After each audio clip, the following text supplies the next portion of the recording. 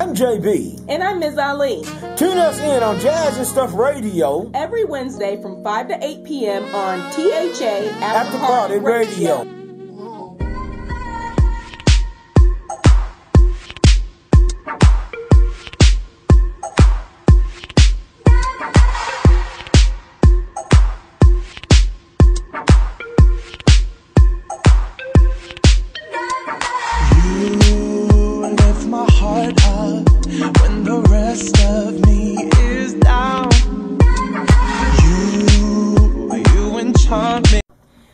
Good evening, you're on with Jazz and Stuff. Who's calling? Hi, this is Tish Stewart calling. Hey Tish, how are you? I am wonderful. How are you? Pretty good. So hey, yeah, I was just finishing up talking about my hiking with Ali. Okay. That I start on Saturday, so I'll finish that up. So for the listeners, if you guys are interested in that, look me up, send me a note, and you're more than welcome to join on Saturday. And we'll be going again around 8 or 8:30 in the morning. And I'll be posting some stuff on the proper shoes and the proper food to eat in the morning so that you don't burn out. Okay. So anyway, this is Tish Stewart. She's actually our next guest that Tish. Hello, is calling in. Hi, how are you? We're good. We're good. I'm JB. I'm Teresa. So yeah, hello.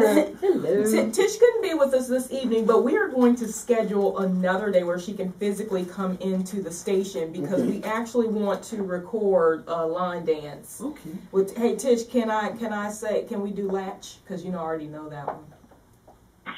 We can do that, so that's one of my favorites. Yay. Okay, so for our listeners, Tish is, and Tish, I'll let you know, she has her your line name. I call it Tish Dance with Fire Stewart. Right. Y'all can find her on Facebook under that name there. But Tish is a line dance instructor. And I'm talking about, so I went to some of her classes. She's a line dance instructor and competitor. So we're going to talk about some of that and some of the things where she competes and things like that. But I'm going to start off.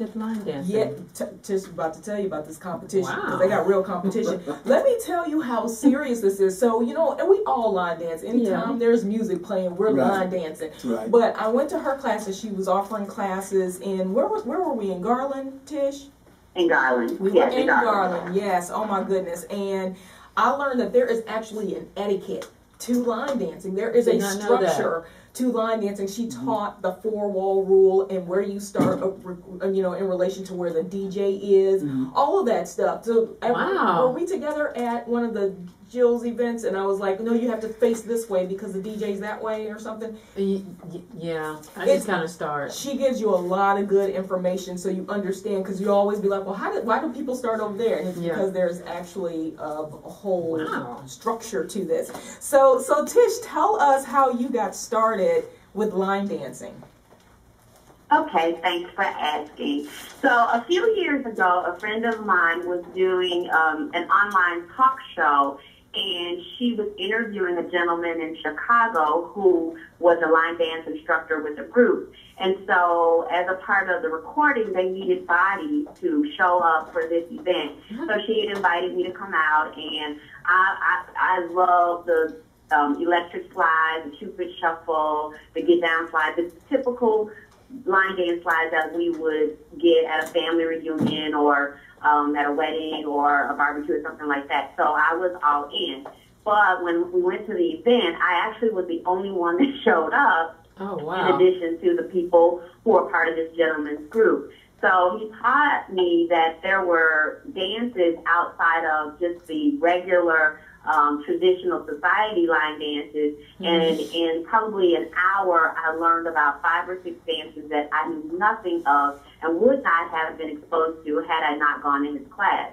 Well, the beauty of it also was that he was doing an event that following Saturday, because I think this was like a Wednesday. So at Saturdays, they had a block club party where there was a big back-to-school event, and so they needed all the dancers that they could get. So I just threw my hand up and volunteered and asked if I could come, and he said, yes, to show up a couple of hours early. I'll reteach the ones that I just taught you today, and then you should be good to perform. And so I just was all in and have been performing ever since. Wow. And let me tell you, she starts off her class by saying, we will not be doing the electric slide, Cupid shuffle, wobble. She lets you know that's not happening in the class. You should know all of those.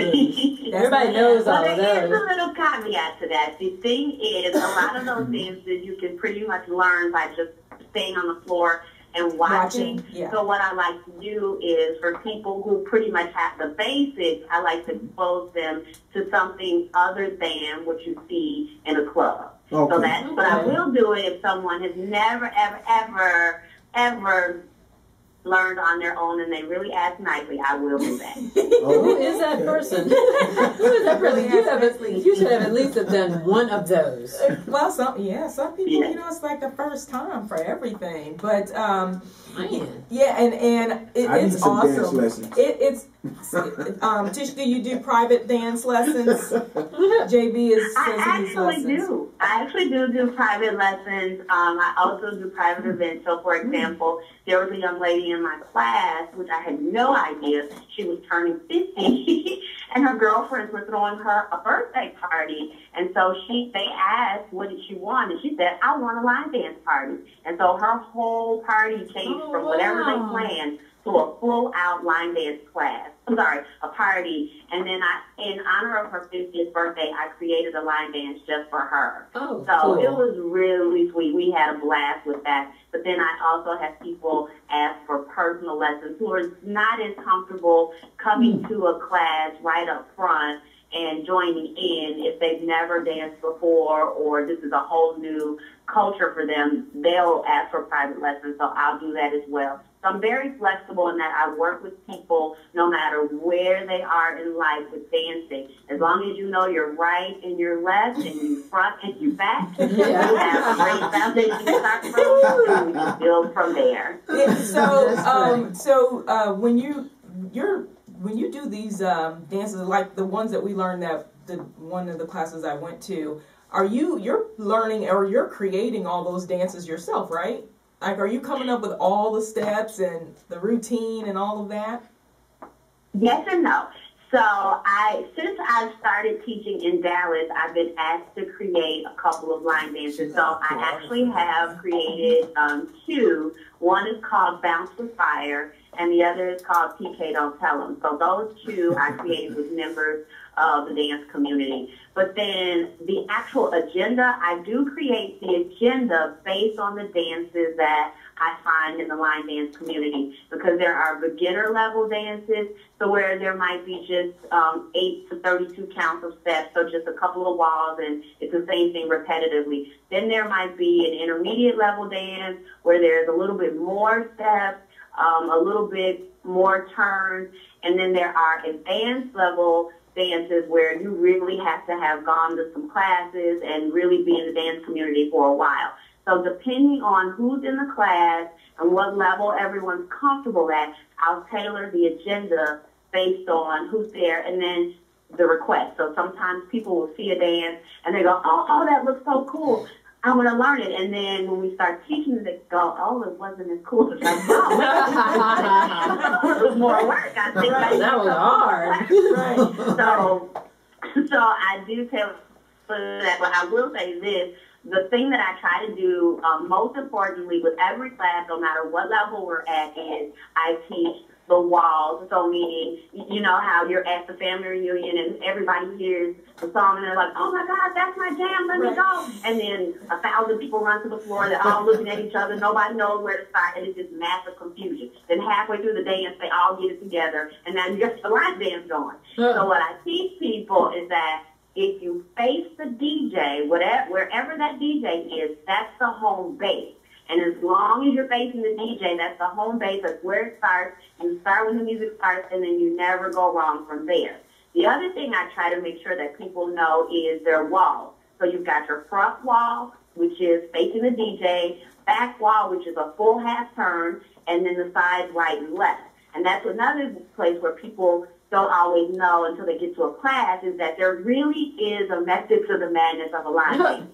So you have to learn the steps, you have to learn the walls, and you have to learn the count. And once you do that, you can do anything. It's so easy. All you just have to do is know the basics. And let me tell you, it is a load of fun. It is so much fun, you know, and it doesn't matter if you mess up because probably there's 5 other people that messed up too. Really? Trust me.